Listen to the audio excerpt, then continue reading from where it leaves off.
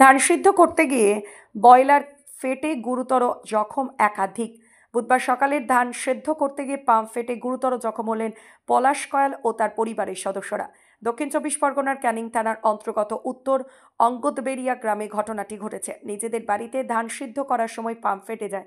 বয়লারের গরম জল ছিটকে এসে পড়ে তাদের শরীরে ও চোখে মুখে। আহত 4 জনের মধ্যে 2 জন মহিলা। তাদের সকলকে প্রথমে চিকিৎসার জন্য নিয়ে আসা হয় ক্যানিং হাসপাতালে। একজন মহিলার অবস্থা অত্যন্ত আশঙ্কাজনকভাবে অবনতি হয়, তাকে কলকাতার এক হাসপাতালে স্থানান্তরিত করা হয়।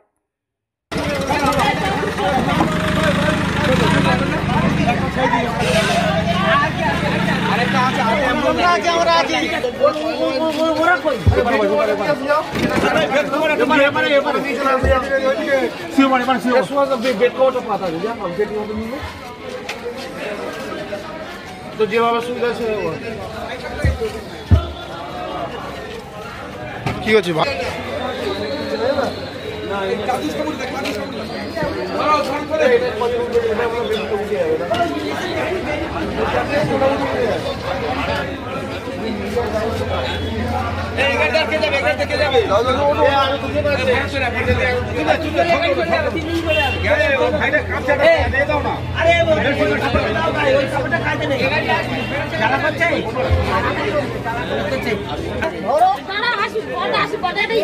একটু তাড়াতাড়ি করো দাদা,